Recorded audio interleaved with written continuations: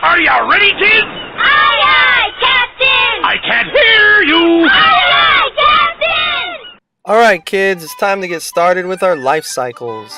Go up to Spotlight and type in the word paint.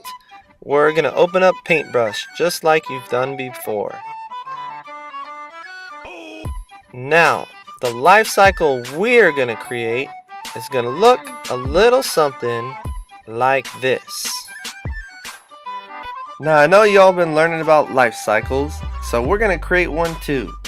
You can choose any colors you'd like for this project, but we are going to create a pond with some frogs.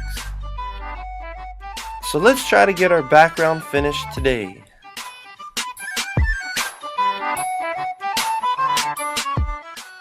So let's start with our brush tool, and we'll go down to our stroke and turn our stroke all the way up to 10. This will make it a lot easier to paint this first line. Click on your foreground and select the color of green or any color you'd like for your grass.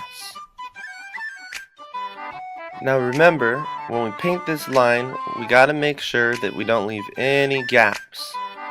So I'm going to start right at the edge of my canvas and click and drag all the way across to the other side.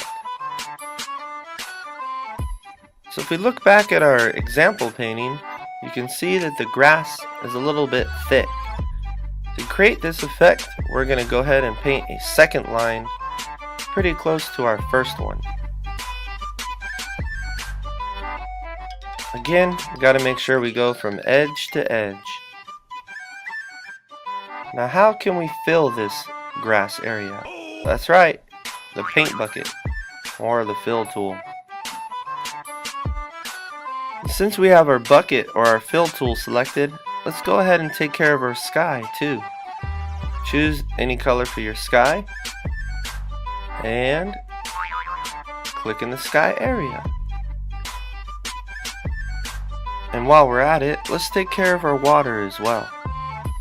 Back to our foreground, select your watercolor and give it a click. Alright, so let's create a sandy bottom to our neat little pond here.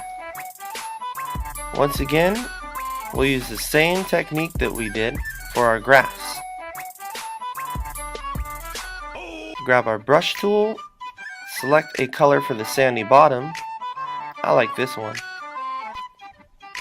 And paint a line from one edge all the way across to the other.